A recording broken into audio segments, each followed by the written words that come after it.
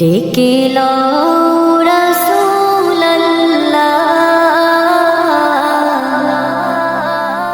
রওজা পাকের কিনারে, আমি কেঁদে কেঁদে হই গো সারা, ধন্য করো দিদারে। ডেকে লও রাসূলুল্লাহ